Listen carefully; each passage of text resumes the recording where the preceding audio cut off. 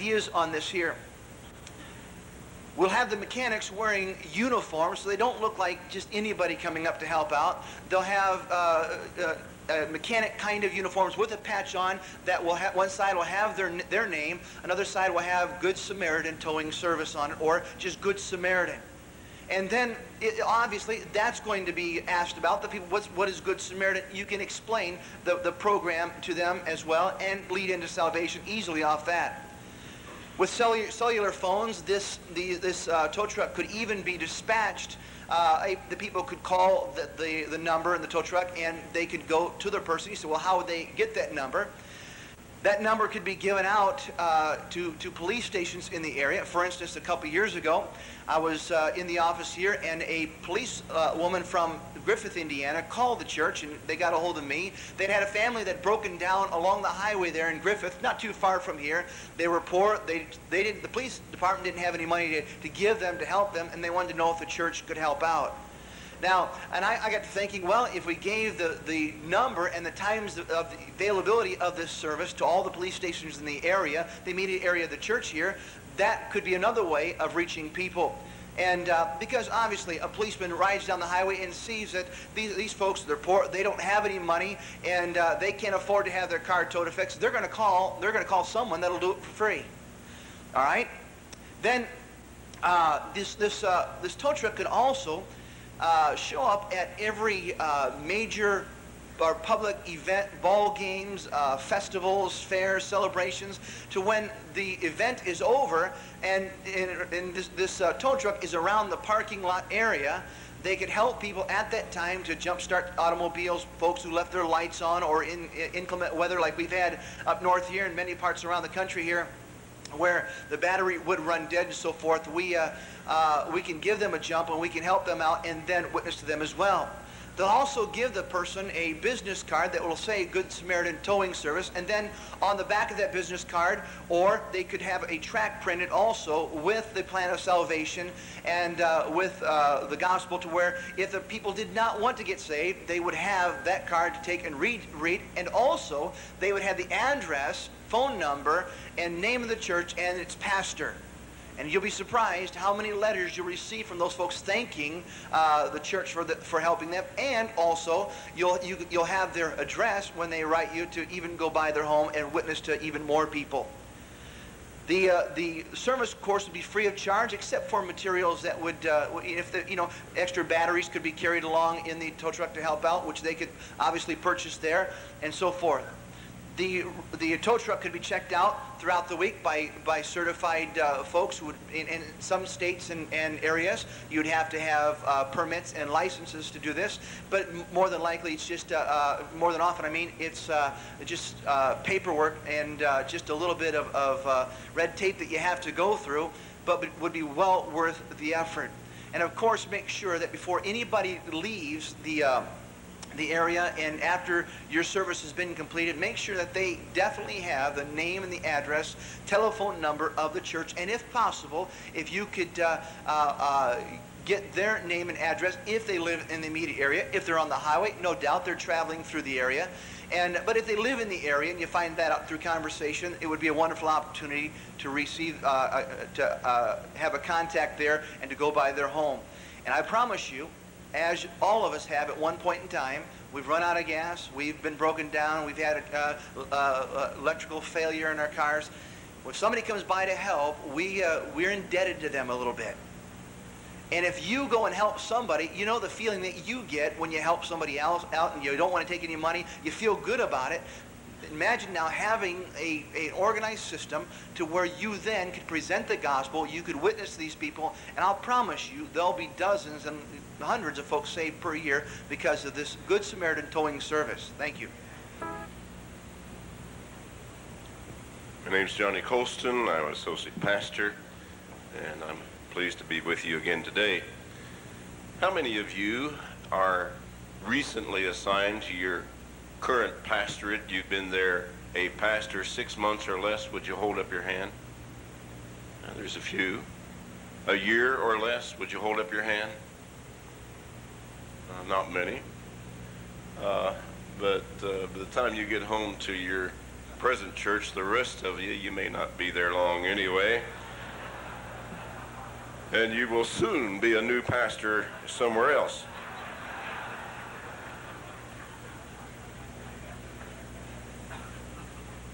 But my topic is about the new preacher and his wife visiting each family in the church. Okay, let me outline this for you so that you can better understand what we mean by this. This is something that Brother Hyles has practiced throughout his ministries. And here's what the new preacher and his wife will do. They'll go to the home of each member in the church, and they'll start out by telling about themselves to get the new member thoroughly acquainted with you. And you tell about yourself in a homey, down-to-earth way, which of course gets them to trust you and to receive you into their membership as new pastor and wife. Then you learn all that you can about your people, your church members. In this visit, you'll just learn all that you can, not only through conversation, but by observation. You can learn a lot of things just by looking around. And by doing so, it will acquaint you with the needs that can be addressed from the pulpit of your membership. And so discover their needs in this way. And it'll give you some preaching material, by the way, just by being in the homes of your members. You know, as you see various magazines lying around and whatever. This is not exactly what I had in mind, however. Now, it's also important that you give them an opportunity to ask questions. It might even help a great deal if you would lead into some matter that would allow them to feel at ease about asking questions concerning their new pastor and his wife.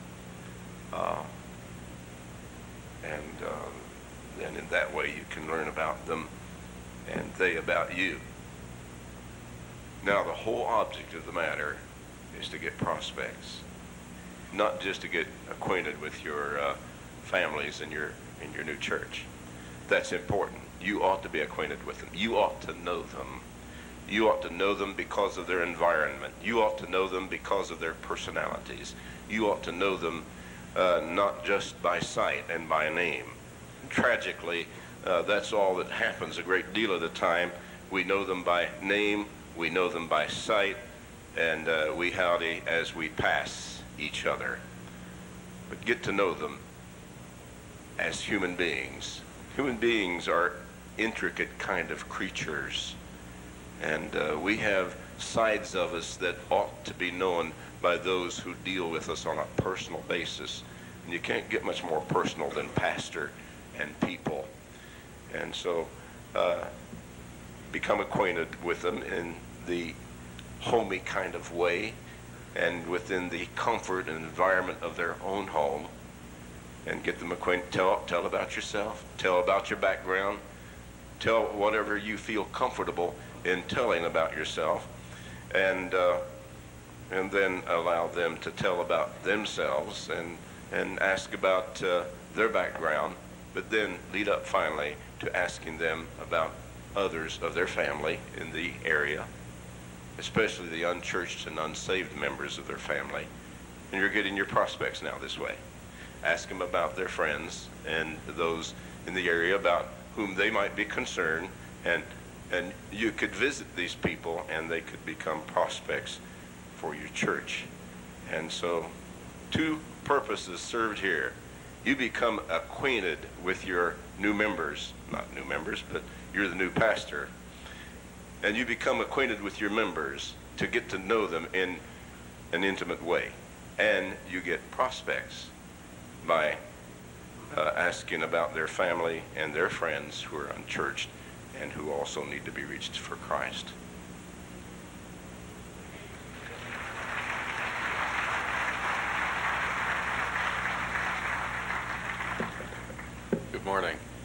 I'm Keith McKinney. I'm the mission director here at First Baptist Church. It's as one of my duties as one of the assistant pastors. Some of you sometimes have come up to me and asked me, what's a good prerequisite for mission director? Well, my first job here was junior high youth director. And if you can handle junior hires, you can handle mission men. So if you ever want to go in the mission work field, that's what you need. I'm going to give you an idea for your church today. This is an idea that you can do either a 1 week or a 3 week home folks revival, we call it. This is a kind of a unique idea. You, the pastor, are the visiting evangelist. Your song leader that the people see every Sunday is the visiting song leader, traveling with the evangelist. You're putting on the revival. Your song leader's leading the singing. The special music comes from your church family. It's called a home folks revival. Now that's the cute part of the idea.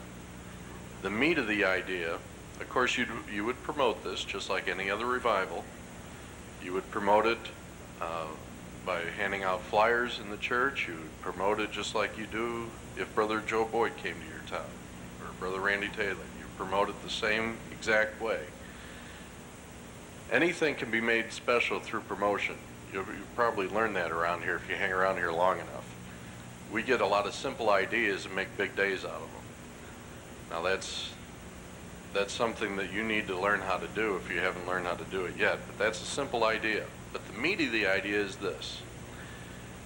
In the weeks leading up to the Home Folks Revival, and then during the week or 3 weeks of the Home Folks Revival, you, the pastor, go to every one of your members' church homes, visit. And you walk in and you say, now, Brother Young, I know you and your family have been in our church a long time. We love you. We love your family. Your wife teaches Sunday school. Of course, not in this case. We don't love Brother Ray, but let's pretend that we do. Pretend he's a deacon. You could say you're a fine deacon in the church. You teach Sunday school in the church, and you're a great asset to our church. But I'm going around asking every one of my members this question. I'm not singling you out, but I want you to sincerely look in your heart and answer this question. Are you 100% sure you're going to heaven when you die? If he answers yes, ask him to tell you about his salvation experience. And do that with everyone in the family. Not just Daddy, but have Mama tell you, have all the children tell you. If Grandma and Grandpa happen to be living there, you may not know they live there.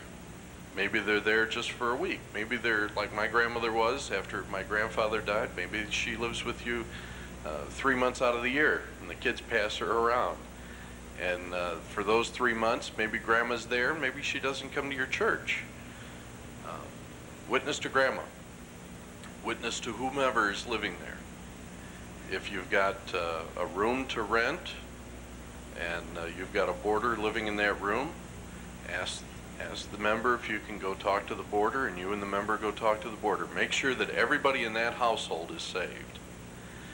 Now, some of you, that'll scare you to death, the idea of going up to a deacon and asking him, do you know if you're saved? As I mentioned to you yesterday, I've been in this church all my life. I've been blessed to see this church grow from when we were running 800 in Sunday school and real excited about 800 in Sunday school to when we're seeing 800 people walk the aisle for salvation on a given Sunday, and very excited about that too. I mean, I've seen this thing from soup to nuts. When Brother Hyles came here, we were running about 800 in Sunday school. 3rd grade, I had a very good teacher by the name of John Tunis. John Tunis will always hold a dear spot in my heart. I grew up in this church. Everybody knew the McKinneys. My grandparents, both sets of grandparents were members here. My mom's father was chairman of the board of deacons here at one time. My grandpa Alt. Everybody knew us. But John Tunis on a Sunday walked the aisle and made sure of his salvation. He was my 3rd grade teacher. He did that when he was my 3rd grade teacher. Now, yes, here at First Baptist Church, we make sure our teachers are saved, but somehow either he lied about it, or maybe we weren't careful enough when we enlisted him. But somehow we were fooled. He wasn't saved. I don't recall if Mr. Tunis at that time was a deacon, But if he was a deacon, somehow we were fooled. No one knew. Now, when Mr. Tunis came back to our Sunday school class the next Sunday, we weren't upset. We boys were happy for Mr. Tunis. We love Mr. Tunis. In fact, I hate to say this because this is a great church, but John Tunis is the only teacher in my lifetime that visited me every Sunday that I missed. John Tunis is the only one. And I had some great teachers, and that doesn't mean that they weren't good men. They didn't call on me every time I was sick. Mr. Tunis called on me every time I was sick. Now, John Tunis went around that morning and asked each one of us boys, now I know you grew up in the McKinney household, and I know that your parents are good parents, but are you saved? And he went around that room and made sure that all of us were saved. Now, Mr. Tunis is in heaven now, but I'm sure glad that he came to a point in his life to where he didn't want to be embarrassed about it. Now, if we can make it easy for these people who are sneaking into our church and putting on an air of being saved, who are not saved, by going to their house and double checking, then it's going to be easier for them to own up to it during the Home Folks Revival. That's the whole idea of Home Folks Revival. Let's make sure that everybody on our church membership roll is saved. It's a very simple idea. It's one that you're, as I say, some of you are going to be scared to ask that deacon chairman about his salvation because he was there before you were and he probably knows more Bible than you do. I've talked to some of you. It's pretty obvious. But now, you ask him anyway. Double check his salvation. Double check everybody in that household's salvation and have a good revival. During the revival itself, preach such sermons as Judas, the unsaved preacher, or such sermons as the publican, religious but lost. And make sure that everybody on your church membership roll is going to heaven when they die. You're the redeemed. Let's get busy.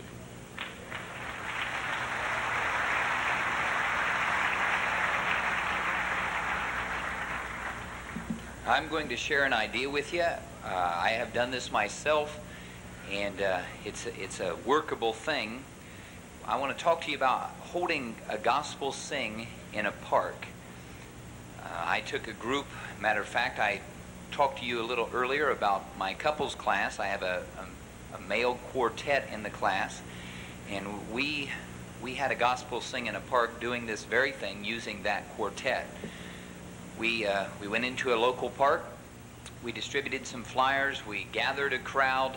The men stood and they sang.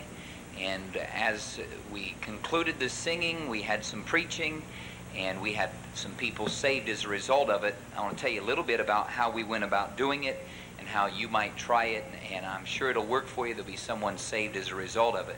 Now, if you're going to go into a local park where the pavilions or the shelter houses are usually rented, you'd be careful about using the shelter house unless you've reserved it.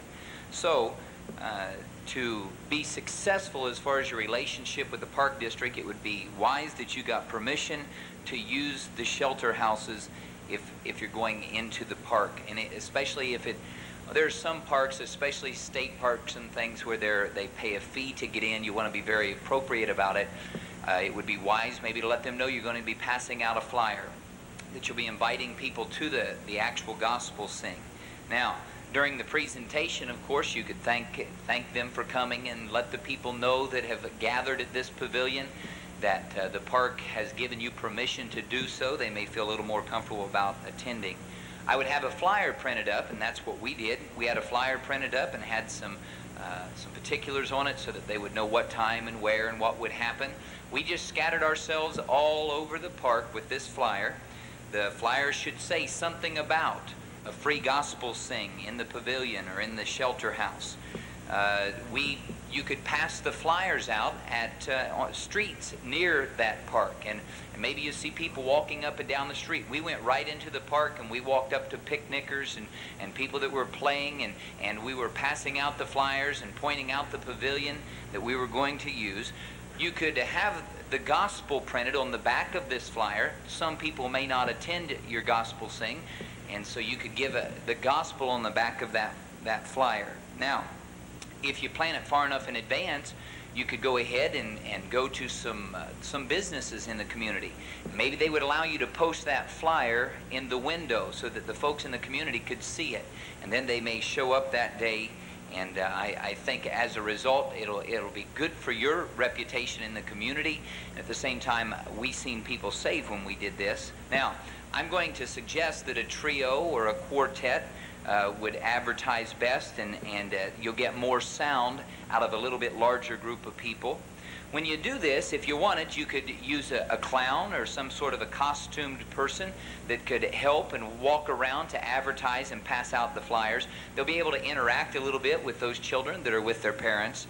And the adults would be persuaded possibly to attend this gospel sing as a result of their children wanting to participate. You could even have, if you got a shelter house that had electricity to it, you might even pop popcorn or have cotton candy or something like that right there in the park that you could make available to the people.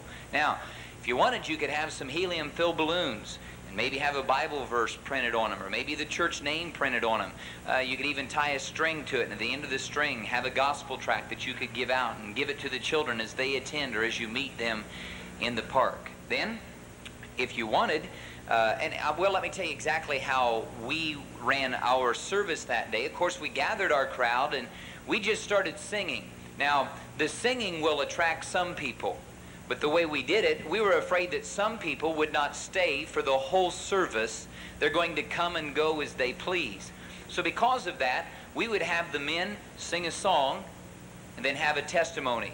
And the way the way it was set up, we would sing the song. First testimony was, everyone's a sinner. The man would stand, he said, I'll never forget the day when I realized I was a sinner. And everybody's a sinner, for all have sinned and come short of the glory of God, and I just want to thank God that one day I realized everyone's a sinner. They'd sing another song, and then we would have a testimony. And the testimony would be, I remember the day when I realized there's a price on sin.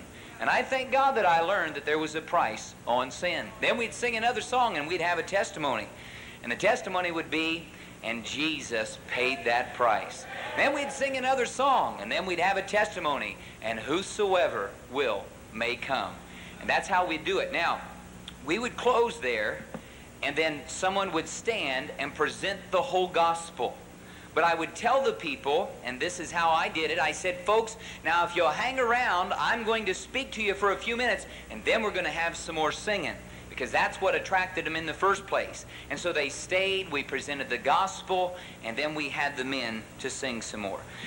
We even at times have taken suggestions from the crowd. And if they suggest a song that's not a good doctrinal song, it's not the right kind of song, we'd just say, I'm sorry, we don't know the words of that, or we're not familiar with that song. We'd wait until they got around to There's Nothing in the Blood, and then we'd go ahead and sing that song with them. All right, now, I've learned from being around Brother Hyles long enough, you just do what you want. Do what's got to be done. Now, you could have a puppet show at this pavilion. Now, if you have a puppet show, if you draw mainly a crowd of children, then you could have a children's Bible story given, and of course the adults are going to set in and they're going to listen. Now, I would tell them, and if you could set it up, if it's turned out well enough, you could tell them that this group is going to be singing at the church the next Sunday morning. If they'd like to come and hear the group sing, if they'd attend your church and your Sunday schools, they would have a chance to hear this group sing. Something I did on the very day that we did this, I took my men, and I'm not going to suggest that you do this, but it sure was fun. I want to tell you about it. I took my men after we did that, and they were all excited about it, seeing people saved. We must have had about 35 people saved that day. I took my men, we went down to a laundromat, and I told them, I want you guys to stand right here on this step. They said, what are we doing, Brother Owens? I said, just stand right there. I got all the ladies' attention in the laundromat and said, ladies, we have something special for you today. These men are going to sing. They didn't know they were going to sing. I said, okay, you guys sing. And you know what we did? We sang a song, and we had a testimony. Then we sang another song, and had another testimony. Then we sang another song, had another testimony, and we sang another song, and had a testimony. And I had about 5 ladies that weren't just washing their clothes, but they were washed clean through salvation that day.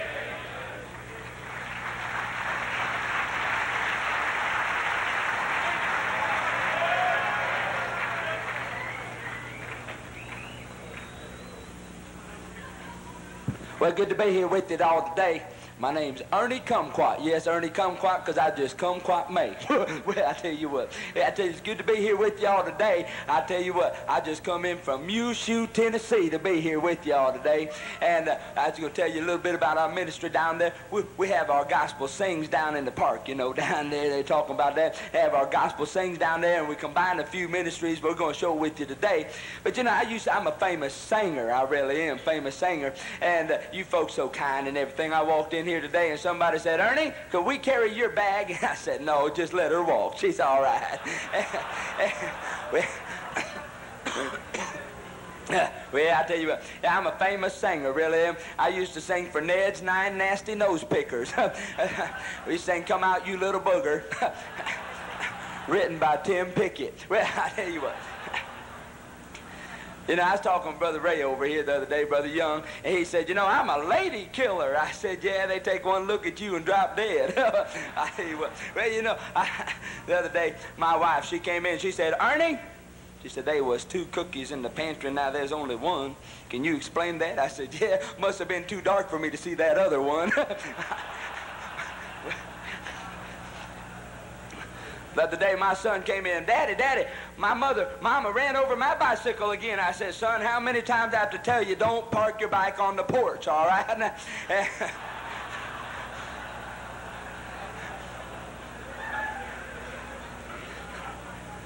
Well, you know, I see Brother Sam Wooldridge right down here in front down there. I said, Brother Sam, you know, there's 3 stages of life: youth, middle age, and you're looking good. And Brother Sam, you're looking good. I tell you what, I was talking the other day, you know, and Brother Bob Gray, where you at, Brother Gray? Brother Gray's in here somewhere. He is. He was talking to his wife the other day, and she said, honey, will you love me when I'm old and gray and wrinkled? And he said, honey, I sure do. And,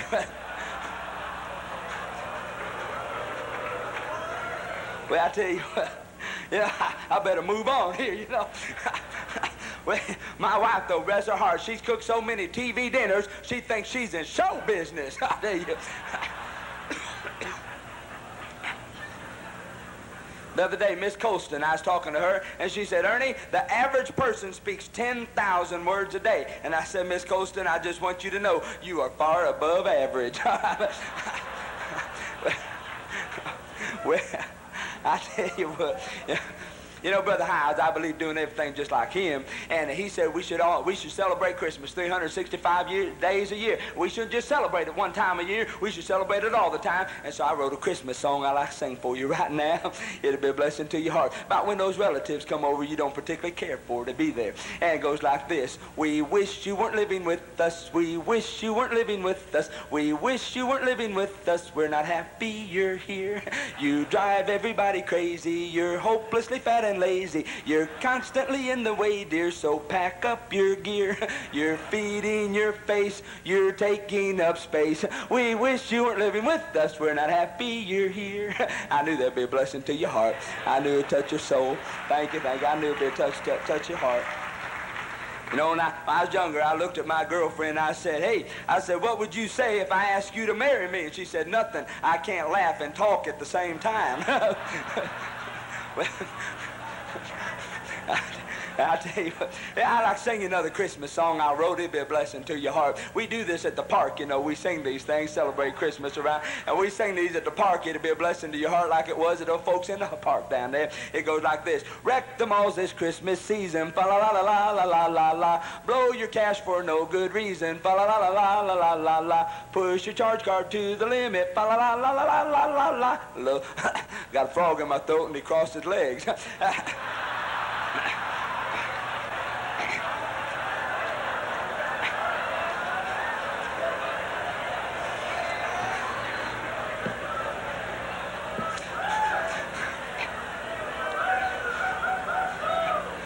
Those high notes always throw me a little bit, you know. I think I better move on here.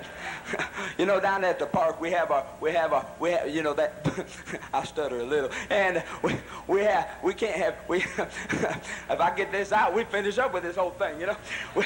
We can't afford down there at the Bucky Baptist Church. I'm the youth director. I'm the singer down there. I'm really good. You're getting me tickled, and I can't do this thing very good, you know.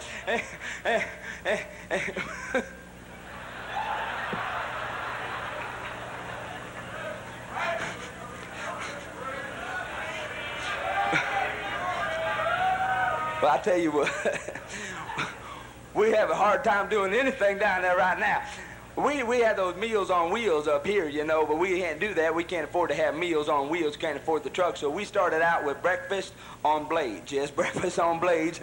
And we have brought the fella that serves that down at the park while we're having to sing early in the morning. He comes out with breakfast on blades. And my assistant in this ministry is Skidmore Mousy. And Skidmore will come right now and demonstrate our breakfast on blades ministry right here.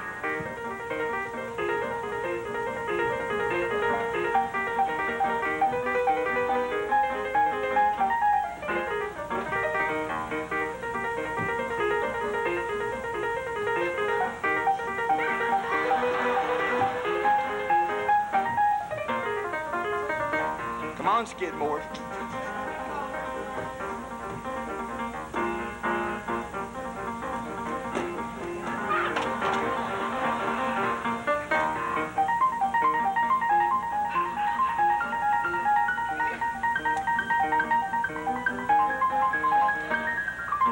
Thank you, Thank you, Skidmore. He has a rough time getting it there, but eventually he does, you know.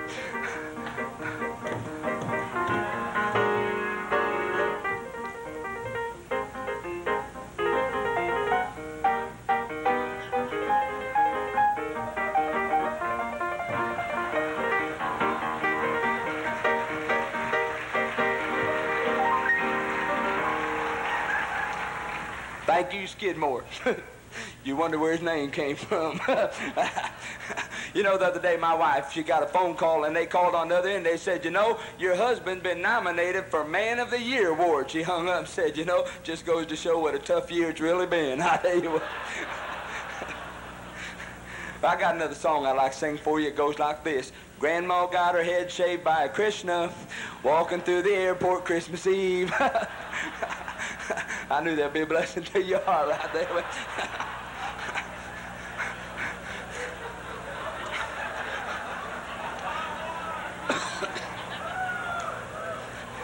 You know, I was flying out here the other day, and I was flying on the airplane. A lady sat next to me, had the ugliest baby I'd ever seen. I mean, ugly. I mean, that baby's ugly. I looked at her and said, ma'am, I don't mean to offend you, but that baby looked like a monkey. And she got mad. She got upset. She called the stewardess. She said, stewardess, this man has insulted me. He's made me mad. He's upset me. And the stewardess said, lady, calm down. I'll bring you something to drink, and I'll bring a banana for your little monkey there, all right?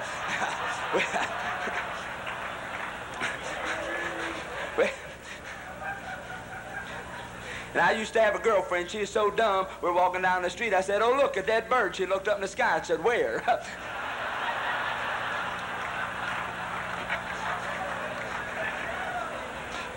And my girlfriend, though, really, she was so dumb they never gave her a break at work because it took too long to retrain her afterwards, you know.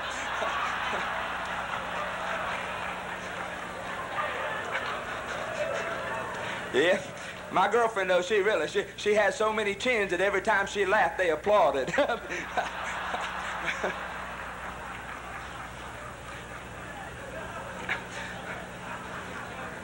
When I was thinking about my girlfriend, put me in a romantic mood, so I wrote this song. It'll be a blessing to your heart. I'm sure it'll stir your soul. It goes like this. Ain't she sweet? Her breath smells like shredded wheat. Well, I ask you very confidentially, ain't she sweet? Ain't she a rose? She can really strike a pose, especially when she sits around with her finger up her nose. Third verse. Ain't she fair? She can really give a scare. She looks so fine when she's busy braiding her armpit hair. All right, well. I knew that'd be a blessing to your heart. I'd stir your soul. The other day, somebody cut my horse's tail off. I said, well, it won't be long now. The other day, I tried tickling a mule. Boy, did I get a kick out of that, I tell you what. I wrote another romantic song. It goes like this. If I were the moon looking down upon you, I'd say... I knew that'd be a blessing to your heart. Today's program brought to you by the Moanback Brothers Garbage Company. Yes, the Moanback Brothers Garbage Company. Moanback, Moanback Brothers Garbage Company. We're always willing to take your trash for you with the Moanback Brothers Garbage Company. And remember our motto, nobody sticks their nose in our business.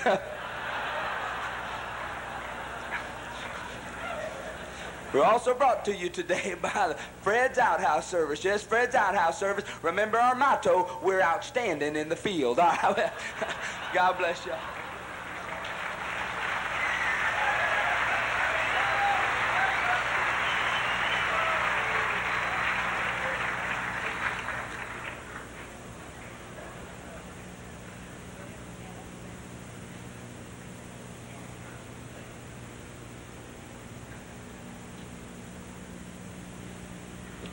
So he said I was far above average.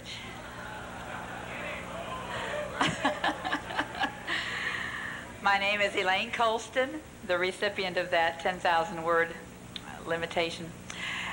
I get to share with you an exciting new ministry we're going to start that I really am thrilled about. I love them all. But you know, it's a wonderful blessing to be a part of a church where additional opportunities come up. That's one of the many million things Brother Hyles does for us. You know, if you only have one soul-winning program, pretty soon it sort of outgrows itself, and some people can't fit in that schedule. And if you have only one day, one time, one occasion, then there's not enough opportunities. So the more things you can think of that different people can get involved in, not replace a ministry with a new one, but add a new ministry to what you already have, the more people can get involved in the wonderful work of reaching souls for Christ. Now, this is a special ministry that will help people in a time of emergency. Our civic organizations do have what they call Meals on Wheels, and our dear brother who just left us has his Breakfast on Blades, and this is the kind of ministry we're going to start, but not Breakfast on Blades. Ours is Meals of Mercy. Isn't that tender? And it will be a help. Now, I want to share with you some of the details so that you can implement this to suit your situation. This is not a replacement for the rescue mission. This is not a replacement for having a food room of non-perishable goods to help the poor. This is a unique situation, a unique program that will meet the needs of people in a brief emergency situation. So we will have a short-term limitation on this. When someone calls and has this need, then we will send or take the meal for 3 consecutive days only. This will not be an ongoing thing till they finally decide they don't need it or want it. It will have that stipulation. Also, what we take will consist of one main meal per day for the 3 consecutive days. And we will begin this ministry by offering it only in the situation when the lady of the house is the person who is incapacitated. For example, if the husband has surgery, then of course the wife can still prepare meals, and they may go through some difficulties, but it does not put the handicap on the family that it would if the wife and mother were injured in an accident or had major surgery and so forth. So it's just when the lady is the one who cannot do her function as homemaker in the home, and it will be a main meal per day and generous enough for the size family, and it will be as a limitation of 3 consecutive days.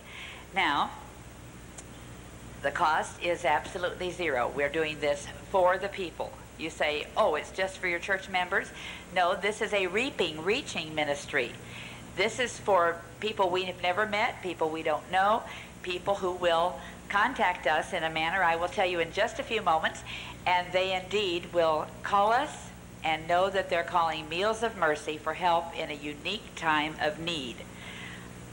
So this is for anyone. And of course, we have soul winning in mind. Now, how to get the word out that this is available so that you will be called. There are several ways. One of the obvious ways is that when you do go to hospitals to visit, and you maybe visit someone from your church, and then you meet the other person in the same room, and you discover a need, you can offer. Our church has Meals of Mercy. May we be of service to you when you're dismissed from the hospital? Here's a little card that tells you all about it and a number you can call, or I can take care of arranging it for you. What is your name and address? And of course, immediately you've got a time of need there, so the people will respond to you because you've responded to their need. You can also post this information on a bulletin board at the hospital, a bulletin board in a waiting room, or any place where the loved ones of people who have surgery, where these loved ones would be gathered, and they would just, you know how it is. You've waited on somebody that's having surgery, and you're waiting and waiting. You read anything there is to read on the wall in front of you, and they will become aware that Meals of Mercy is available here through this wonderful church in our community. And also you can put an ad in the local paper. So as people become aware that you're offering this, this will be a wonderful way. Now, of course, it's a soul-winning visit, but you don't walk in with the food either or. You get saved now or you don't get the food, and you're not making a deal with them. You're providing for them. You're being a servant. You're serving the community, and you're caring, and you're showing that you care. And of course, you may be in a situation right immediately upon arriving that's quite critical for the family, and you may be able to win souls right then, or you may be leaving the meal, but I can give you a couple of ideas about that too.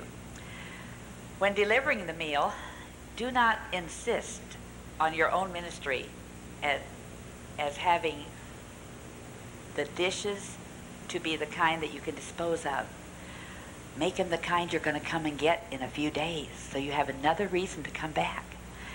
You see, if you say, this is disposable, this is not mine, I don't need it returned, you don't have to worry about it, that's like, we won't see them again, yay.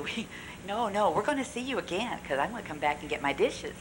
And by the time I've delivered 3 meals and come back for my dishes, maybe I've not only won you, maybe you've helped me win some others of your relatives that are here, and I'm going to make another contact. Don't forget, now I'm talking to you, not to the person at the house. They have initiated the contact. They've asked for help. So when you give the help, give help the 3 consecutive days and give the gospel, of course, and then return to pick up your dishes, and that way you can win more people, build the friendship. Now they're getting more healthy, and you're making plans, of course, to bring them into your church, and that will be wonderful. It's a good way to get your church name out also. So you could prepare either your calling card or some kind of a label that will go with these meals. Here's an idea. The label could just say, I'll use the name of our church, First Baptist Church of Hammond Cares. You know, relatives are going to stop in, and family members are going to be there, and they're going to eat this meal or see this meal and say, where'd you get this? Did Aunt Jane bring over this pie or this casserole? And they say, no, look, First Baptist Church of Hammond Cares. Oh, is that church on Sibley? Yes. And the nicest lady came by. They are just wonderful, and I know now that I'm going to heaven. Do you know? And here we go, just making another contact. So that's very, very important.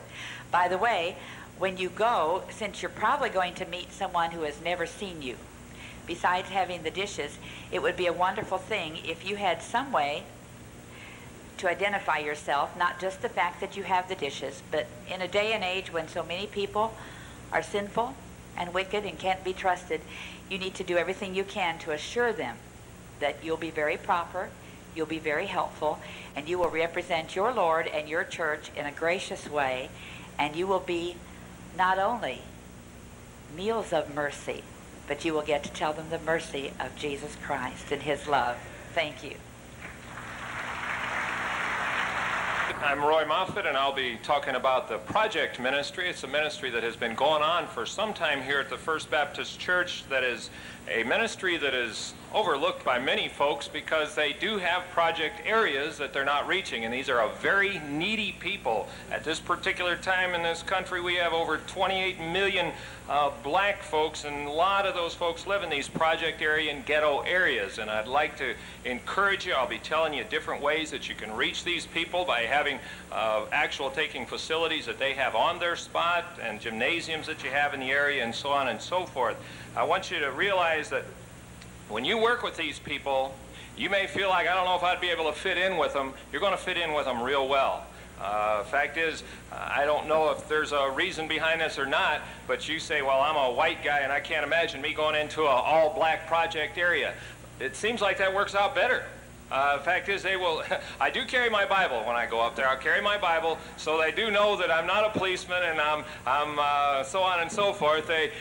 When they see the Bible, they right off the bat they have respect for you, and they do. They really do. They'll have respect for you. So I would advise you to definitely carry your Bible when you go out there, and they'll say. In fact, the older guys, they'll say, "Man, what are you doing out here?" So what do you mean? I'm out here inviting kids to come to our Sunday school service that we're going to have. I'd like to have you to come with us also. Man, do you know where you're at? I said, yeah, I know where I'm at. Hey, you're crazy. You're crazy for coming out here. Well, they think I'm crazy, but I've got God's protection on me. So we just keep on keeping on and realize that this is a very, very much a compassion ministry. And when I said this a while ago that you learn to love these kids, and mostly this is the young adults that we're meeting out there, the young children. You learn to love those kids, and you're going to find they're going to love you back. And they're going to it's going to be a real sincere love. You're also going to find that the older kids, the guys that are somewhat of the gang-type guys, they will be there to protect you. Now, you may think, well, I'm not going to go into that area. I'm telling you from experience, we have found that those bigger guys will say to you, hey, let me know. If anybody messes with you, I had one guy to say that to me one time, if anybody messes with you, I'll kill him. And I thought, well, stay with me everywhere I go,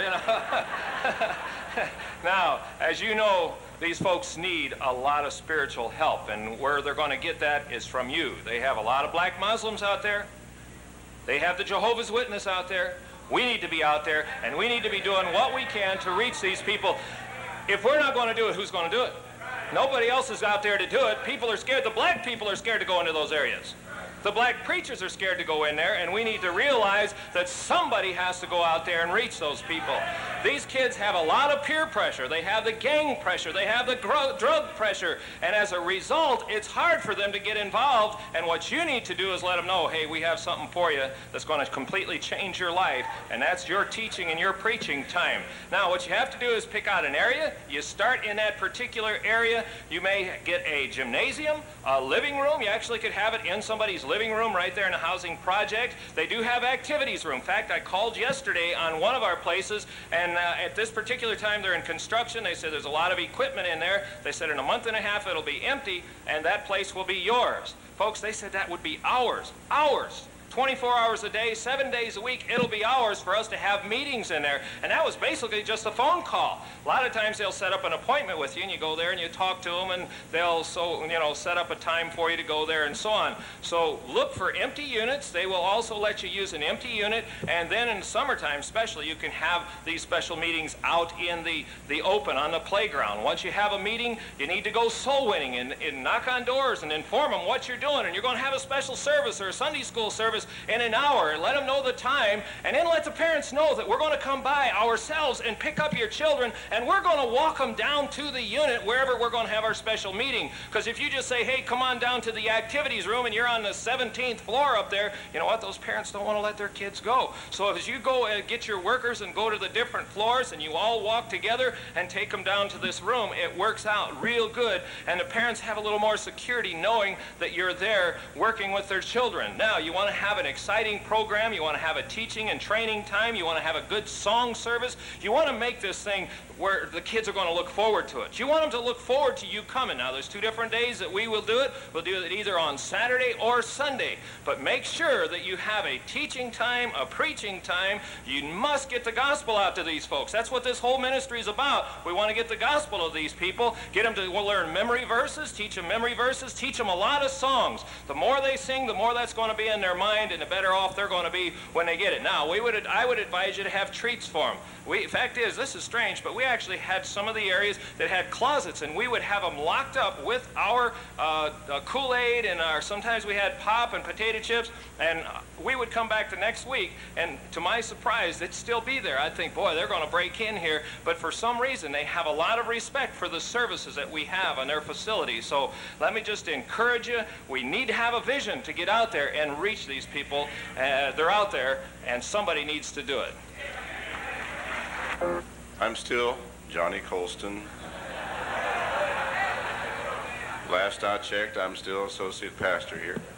And I think you're going to like this next idea.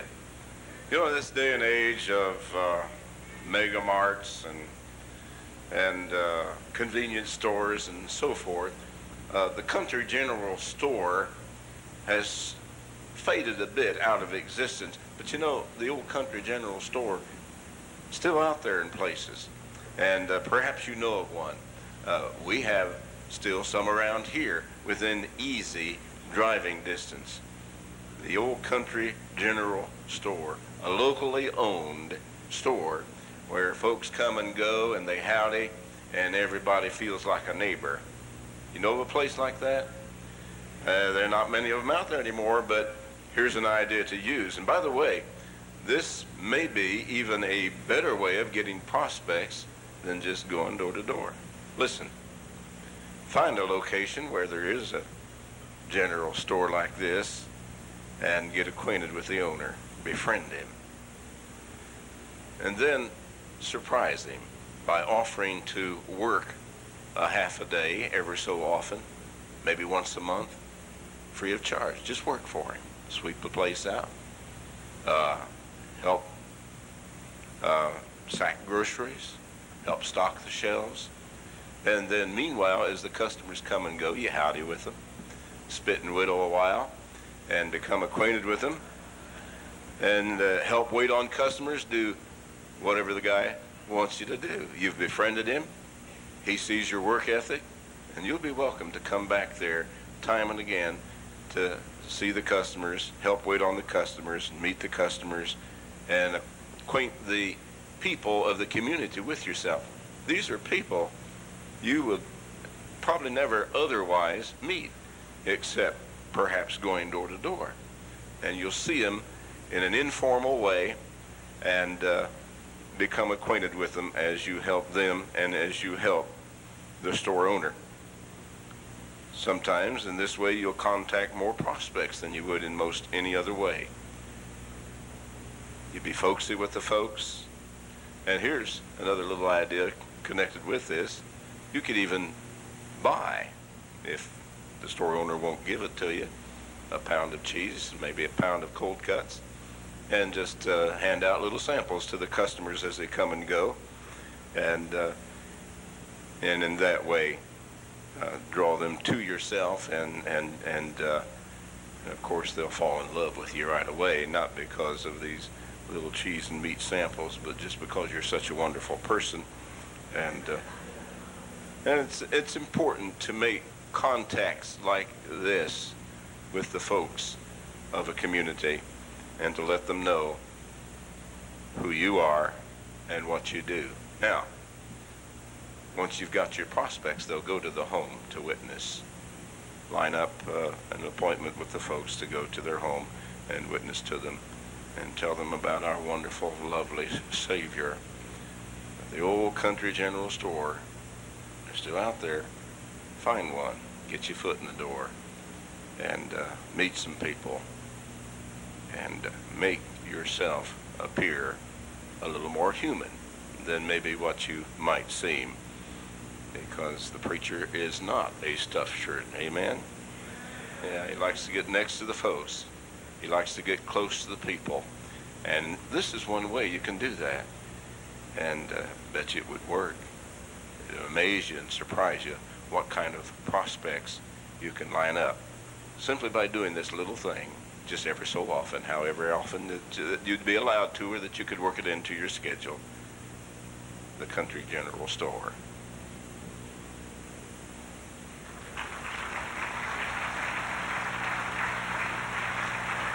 And open your Bibles, please, to John 7. John chapter 7. Go ahead and sell the tickets, fellas, because I want to get that done. John chapter 7.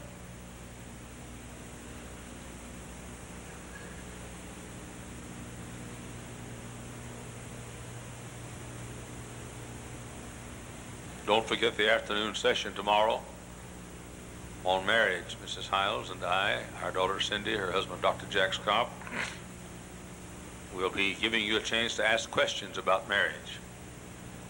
And they'll be from the floor too, by the way. I'm not going to have you write them down. Give a chance, but so Don't forget that tomorrow afternoon.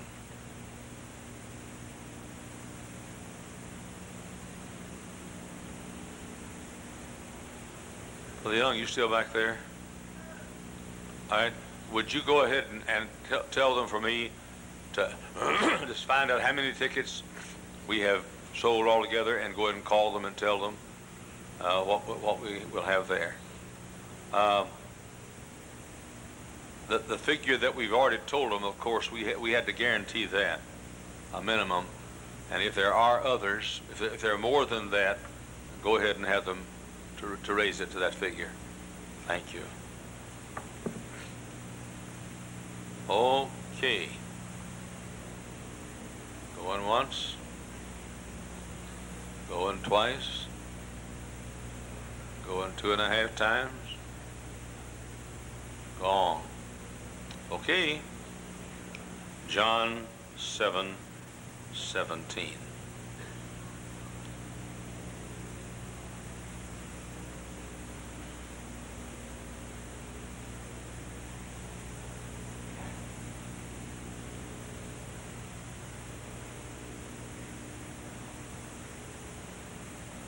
All right.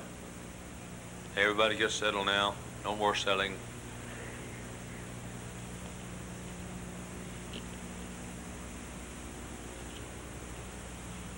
If any man will do his will. Notice, will do his will. He shall know of the doctrine, whether it should be of God, whether I speak of myself. Now turn, please, to 1 Corinthians chapter 7 and verse 37. 1 Corinthians chapter 7 and verse 37.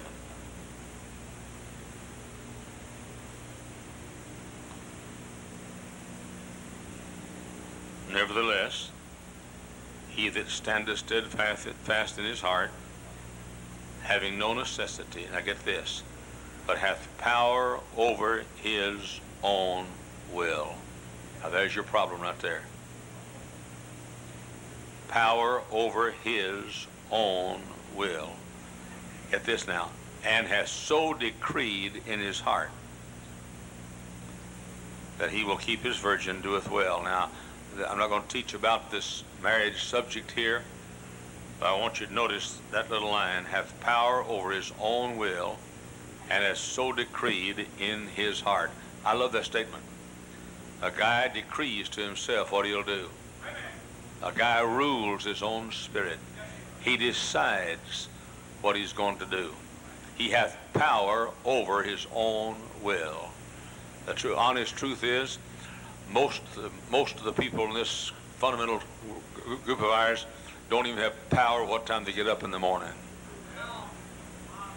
I mean, the great secret, and I'm going to talk about it.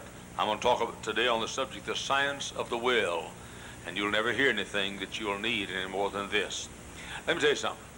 Great churches aren't built because men have great talent. Great works aren't done because men are smarter than somebody else. Great works aren't done because men are more intellectual than somebody else. Great works aren't built because some men are funnier than some others. No, sir. The secret to success in any venture is power over your own will. And so decrees in his heart. I love that little line. Now turn, please, to Philippians chapter 2 and the famous verse 13. Philippians chapter 2 and verse 13. For it is God which worketh in you both to will and to do of his good pleasure. Now look at me carefully. I'm not lying to you. I'm not exaggerating what I'm about to say.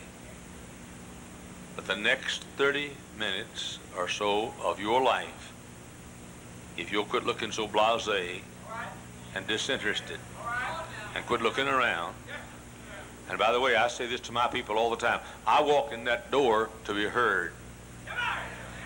And my folks know that. If they go to sleep, I wake them up. If they look around, I say, look at him. We don't have time to waste. And the next 30 minutes of your life will change it if you'll let it. I promise you. Father, help me to be a help. That's all I ask. Just help me to be a help. But I can't help unless I have a clear mind, and I can't help unless I have the minds, the attention of those who are here. They both be true, so I can be a help. Amen. I'll make the statement I made so many times. God never commands us to do anything that we cannot will to do. By will, I mean decide. When God commands us, and this is repetition, when God commands us to love, that means we can decide or we can will to love. Are you listening? When God commands us to rejoice, that means with our will we can decide or will to rejoice. When God commands us to forgive, that means nobody has the right to say, well, I just can't forgive. Now, you're lying. You can forgive, or God wouldn't have said forgive. When God commands us to forgive, that means you can will to forgive. That means if you don't have love in your heart, you have chosen not to have love. That means if you don't have joy, you've chosen not to have joy. Now, as far as I'm concerned, I've chosen to be happy. And I've chosen not that anybody take that happiness. Well, you can't mess with my happiness. I didn't get it from you, and you can't take it away. So I'm simply saying that if you're not happy, it's because you've chosen. Let me say it again. If you're not happy and don't have joy, it's because you've chosen not to be happy and not to have joy. That means if God commands us to be content and you're not contented, that means that you have chosen not to be contented. And you can choose to be content or not to be content. When God says we're supposed to have thanksgiving, that means you can choose to be grateful if you want to. Or you can choose to be ungrateful if you want to. Whatever God commands you to do in this book, you can will to do it. Now, I cannot will, hear me carefully now, I cannot just turn these things on and off. I don't have a button where I can say joy, ha ha ha. Contentment, love, I have no button where I can turn those on and off. I cannot just turn them on and off. Get this now. That means I cannot will to love. Now, before you say I'm contradicting myself, let me get through. I cannot will to love. I cannot will to rejoice. I cannot will to forgive. Next thing. But I can will what I think. I can decide what I think. And I can think myself to these emotions. You'll never hear anything more important than that since you got saved. I cannot will these emotions, but I can will what I think about. If I can will what I think about, I can think myself to these emotions. So I cannot will the destination, but I can will the journey. Illustration. I go to the airport. I go down American Airlines, so let's say the K concourse or H concourse. I think a K. It's a little bigger. I go down the H concourse. Now, I go down, and at the end of that concourse, you got gate number K12, you got gate number K13, you got gate K14, you got gate K15, you got gate K16, and you got gates K17 and K18, and I think there's a K19. I'm not sure about 20, but I'm almost sure there's a K12 through 19 down at the end of that concourse. Now, one of those gates will say Philadelphia. One of those gates will say Dallas. One of those gates will say Los Angeles, where the kooks and quakes are. One of those gates will say Atlanta. One of those gates will say Denver.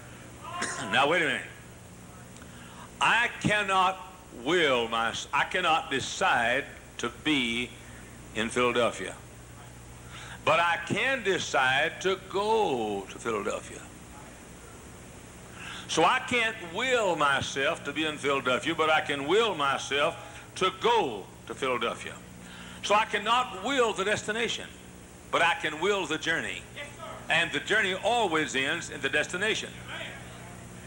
So I can't will myself to these emotions, but I can find what gate these emotions are on, leave from. I can go to that gate and think myself to that emotion. That means if I want to love, I go to gate KL, K14, let's say, K14, and I go to that gate because that's the thinking process that leads me to love. Now, let me tell you something. There are no unaffectionate people. There are people that don't think. There are no cold women. There are women that don't think. I'm saying you can think yourself to any destination you want to go to.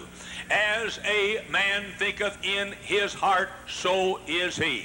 Boy, listen, don't miss this. Don't miss this. If you'd like to know why this building's here, you listen to this. If you'd like to know why this building was packed last Sunday night, you listen to this. I'm not a great preacher. I'm not a great man, but I'm in charge of that mind right there. And you can't have it. I will decide, thank you, what I think about. And so I decide where I want to go and find out what thought processes lead me there, and I can go. So I cannot will myself to forgive, but I can will myself to go to the gate where I can think myself to forgiveness. And whatever emotion that you want, you can think yourself to that emotion. As a man thinketh in his heart, so is he. The average person here has no control whatsoever over your will or your thought life. You just think whatever comes up. Whatever signs on the board, whatever's on the newspaper, whatever's on the radio, whatever's on the television. Well, by cracky, amen. I decide what I think about. And you're not going to make me think about what I want to think about. Now, why? Because I am commanded by God to love. I cannot just decide to love, but I can decide to go to the gate of the thought processes that lead me to love. Oh, that's good. So I cannot decide to be in Philadelphia, but I can decide to go to Philadelphia. Which means I can't decide to be right now in Philadelphia, but I can decide to be in Philadelphia in 2 hours. Anybody listen to me? Some of you undisciplined people, you can't even control your mind to think along with me right now. You sitting there and your mind's off in a golf course somewhere. Or it's off blank. You know what you are? Yeah, you're an idiot. I mean, hey, get in charge of yourself. Get in control of yourself. You want to be greater than General Patton? Rule your own spirit. You want to be greater than General Eisenhower? Rule your own spirit. You want to be able to be greater than President Clinton? You haven't got to do nothing. If you want to be greater than General MacArthur, if you want to be greater than Ulysses S. Grant, if you want to be greater than Andrew Jackson, you rule your own spirit. Hey, you get control of your mind. You decide what you think on the basis of where you want to go. That's what I do at O'Hare Field. I don't saunter down the corridor, the concourse. I wonder where I'm going to go. This is a nice gate. That's a pretty girl taking tickets right there. That's the way you live. Just whichever way the wind blows, that's the way you go. I don't care who you are. If you're going to build yourself a business, if you're going to build yourself a marriage, if you're going to build yourself a home, if you're going to build yourself a church, if you're going to build yourself a class, if you're going to build yourself a school, you have got to get in control of your thought processes. I cannot decide to be in contentment, but I can decide to go to contentment. The vehicle that I take for the journey is my thoughts. I cannot decide to be in joy, but I can decide to go to joy. The journey is very quick. And the vehicle I take from here to joy is my thoughts. I cannot decide to be forgiving, but I can decide to become forgiving. And the vehicle that I take to get from here to forgiveness is in my mind. Brethren, you know you need this more than you need to know what color to paint the nursery walls. You need this more than you need an outline for the Sunday school lessons. I mean, if you get what I'm talking about right now, you'll get your own outline. You need this more than you need to know the little details about Sunday school building. I mean, to get a hold of your mind and say, mind, I'll be in charge of you, and everybody that wants to influence my mind, I'll decide who influences my mind. I'll decide what influences my mind. I'm taking over. I will control my will and decree what my heart and mind think about so I can decide where I'm going.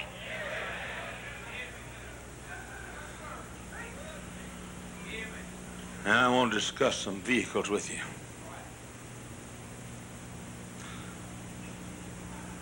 Sunday night, I felt that I needed to love my people. We've been pastor school. This thing right here probably took 500 hours of manpower.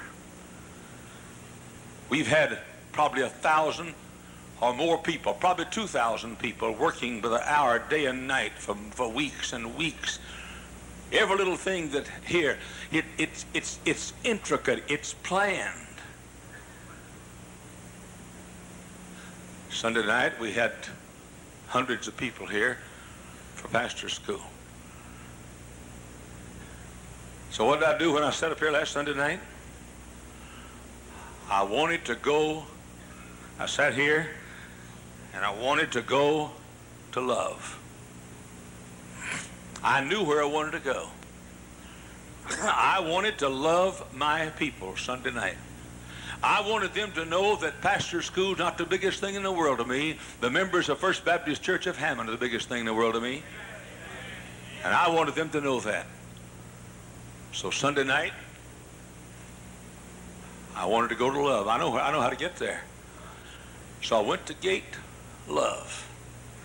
And I sat up here in this chair here and looked at my people. I looked at this man right here and remembered all the years we've been together, 35 years almost. I remember the battles we fought. I remember a few years ago when I was attacked, how this man stood like a rock of Gibraltar. And I looked out over the people all over this building, upstairs and down. And all during the song service, I was traveling to love. I decided to. Well, won't you turn me on? I'll turn myself on. You don't have to turn me on. Bless your little pea-picking heart, turn yourself on. But I'd love if my people were the right kind of people. Shut up! Shut up! Shut up! You love because you choose to love. Love that is determined by the object is phileo. Love that is determined by the lover is agape. And the membership of First Baptist Church of Hammond, Indiana are not going to be loved because they're good to me, and they're not going to be loved because they love me. They're going to be loved because I love them. And my love is not conditional on their love to me. I'm sick of preachers being spoiled with their people. I decided Sunday night to have a little love session with my people. So what did I do? I thought myself there. You saw me stop several times. Some of you in my sermon Sunday night, tears rolling down my cheeks. You saw me do that. I planned to do that. Now, I didn't reach up here and turn a knob, said tears. I reached up here and said, let's go to the gate that leads to love.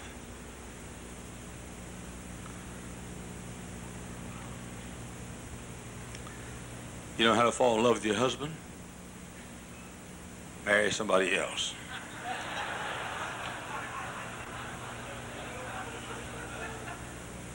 You know how to fall in love with your wife? You listen. Sometimes when she's not looking, so you can't get any response, you just look at her. Maybe she's taking a nap, and you just look at her. And you just get to that gate of love and let it transport you in the vehicle of love to love. You remember those 9 months you carried that baby. And you remember those 4 times or 3 times she did it, or twice. And you remember how she went in the jaws of death, risked her own life to give you a child. And you remember how you felt when you walked in and thanked her after she came back to the room. And you kissed her and said, I love you. You remember that. You remember how many times she's cooked your meals. You remember how many times she stood beside you. What are you doing? You're thinking yourself to love. That's what you're doing. Well, honey, won't you never turn me on? I'll turn your stupid self on.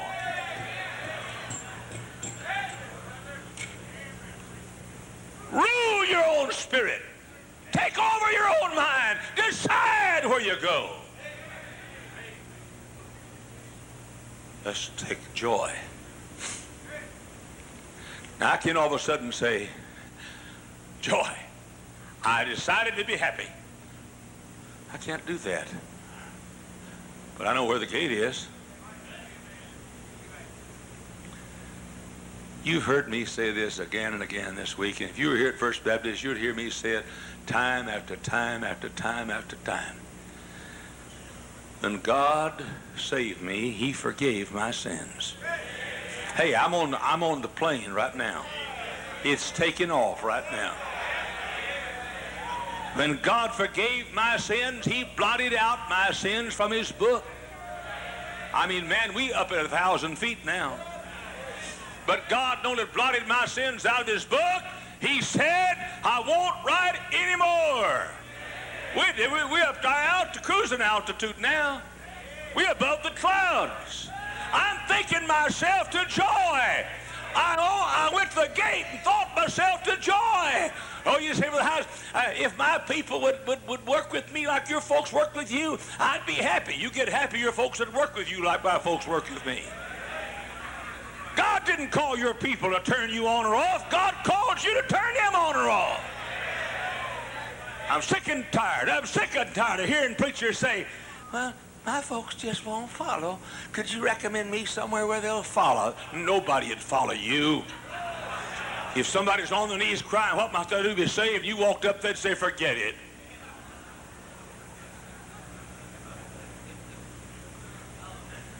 Oh, my soul, my soul, my soul. Why don't you decide to take over your own mind?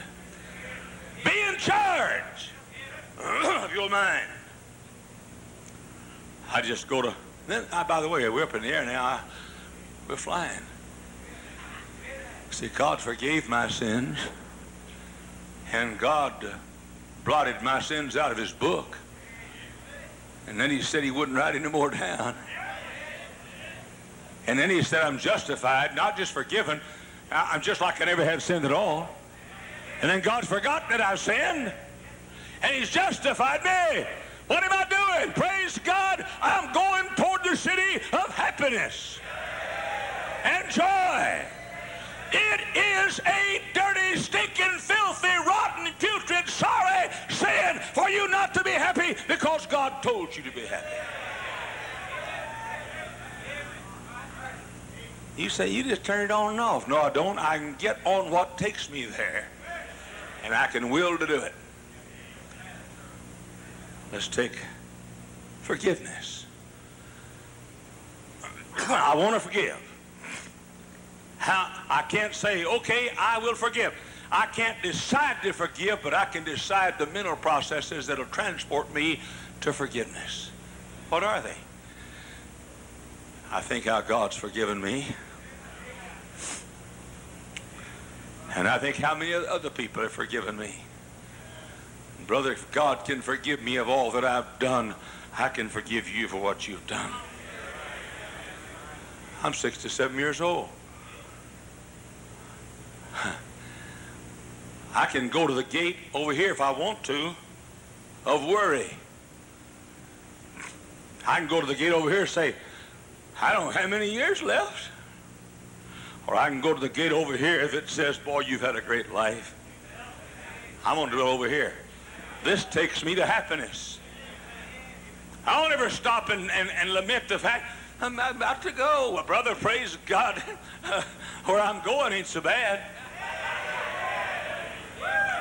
Oh, Brother Hyles, what are we going to do when you pass off the scene? I don't know, but I know what I'm going to do. Old Dr. John Rice and I were in a restaurant eating. Walked out. Dr. Rice had been mean the night before that in a sermon. Threatened to go to Lover's Lane, write down the license plate numbers of the cars and read them the next night. A guy came to kill him. I saw it. Guy took a pistol out and pointed at Dr. Rice's stomach. And I laughed. He said, I'm going to blow your brains out. And I laughed. Dr. Rice about to be killed, but I laughed. If brains were in his stomach, son, you'd be a PhD. Old Dr. John Rice said, but you can't scare me with heaven.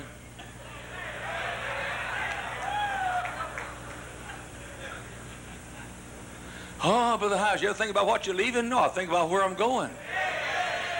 Yeah, I'm not going to, listen, Brother Hyles, you got 2.5 years, so you've lived your 70. I know. You think if I only got 2.5 left, I'm going to be sad about and make them unhappy? If I got 2.5 left, I'm going to have a ball. Doctor ever tells me you're going to die before midnight, I'll guarantee you one thing, be one happy day.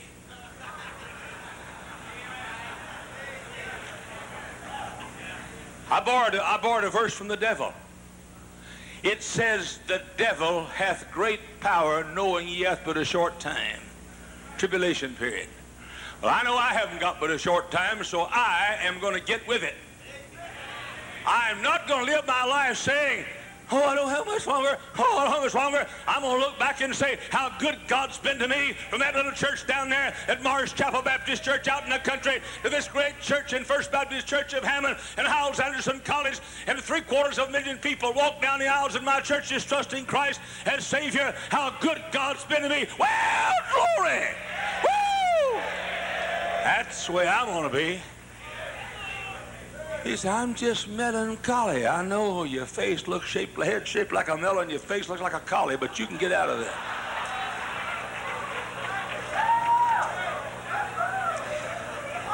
And I'm just not the expressive type. Shut up!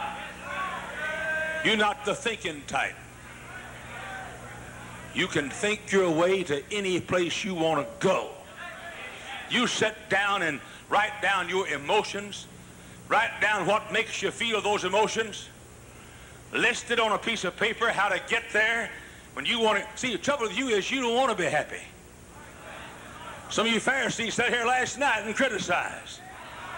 While that sailor was on his pew saying, come on, you guys, come on, come on, come on. You said he shouldn't do that.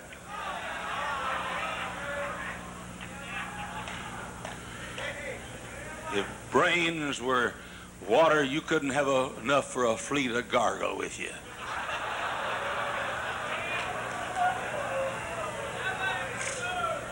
Hey, fundamentalists, get happy! Professor at Moody Institute, God deliver me. He said to me, we're just different. He said, you just get happy and I expose the scriptures and the deep truths of God. I said, Buster, if you know all those deep truths, you ought to be shouting more than I do. I'm not against exegesis. I'm just for shouting between exegetes. And don't you tell me you're not the affectionate type. You ladies, shut up. You can look at that guy and realize how hard he's worked, what he's been through, what he's done for you. Anytime you choose to, you can think your way to affection. You can think your way, but that's the way you do to hate. You think your way to hate.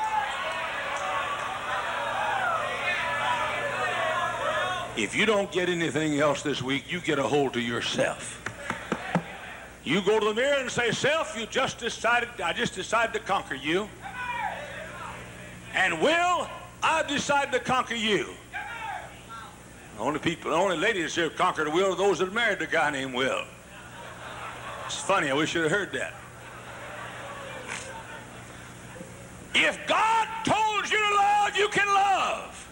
If God said be tender-hearted, by a cracker, you can be tender-hearted. If God said to be grateful, you can be grateful. And if God said to shout, you can shout. You can will to do whatever God commanded you to do if you will get in control of your mind.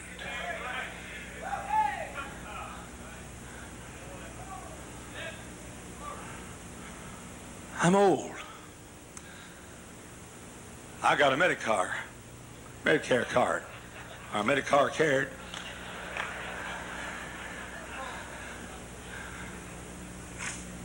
I'm falling apart.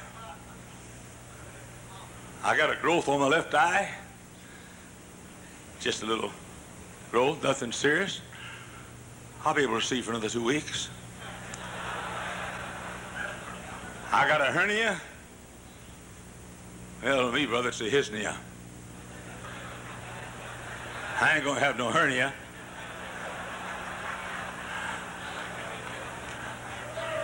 I'm wearing a truss right now. My favorite song is Trust and Obey.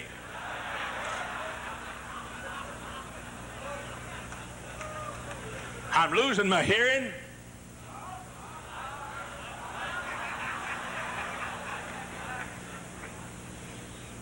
I got 2 hairs left. They're 14 feet long, and I weave them across the top of my head.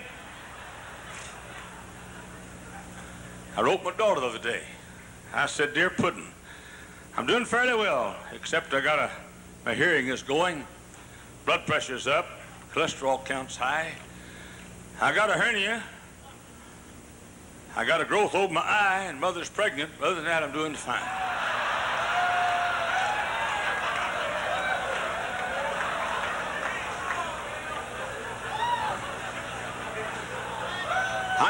I mean, look, you get 67, thing, it's like an old car. I mean, it's just going to stop running. You think I spend my time dwelling on that? No way. I went home last night. I could have been tired if I'd have chosen to. Did you hear what I said? Did you hear what I said? I said I could have been tired if I had chosen to. I don't choose to be tired. My wife never hears me say, oh, I'm exhausted. I choose not to be exhausted. You say, you're a Christian Scientist? Maybe.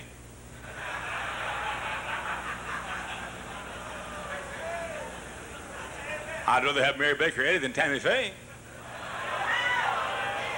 Wait, no, I'm simply saying, I don't choose. I control what I think about. I may be tired, but I refuse to think about it. Because I don't let an aching muscle tell me what to think about. Boy, that's good. So what do I think? When I got home last night, what did I think? I got reliving yesterday. How I jumped across this pulpit. Ran across this pulpit, kicked all these microphones off like that. I got to think how I'd done that 5 times yesterday. Some of you guys preach twice a week, and you got somebody to supply for you Wednesday night. And in your case, it's better for your people to do that.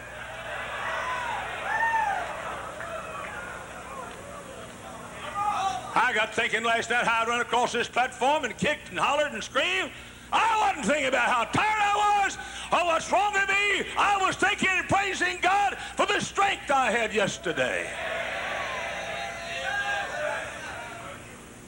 I decide what I think about thinking, but I don't decide what I think about to decide where I want to go. you list the emotion. And then you study what thoughts lead to it. And then you write them down. Make you a file. And then you decide where you want to go. And turn over to those thoughts. J-O-Y. 1, 2. It just seemed like to me a doctor ought not to have more sense than a preacher. If a doctor can figure out what to take your headache away with a formula, why can't you figure out what to take your soul ache away?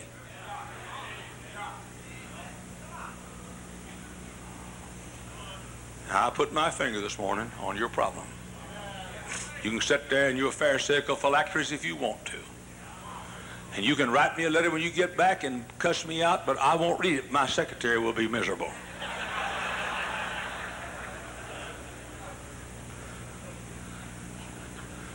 Sometimes I'm happy, sometimes I'm blue. My disposition depends on you.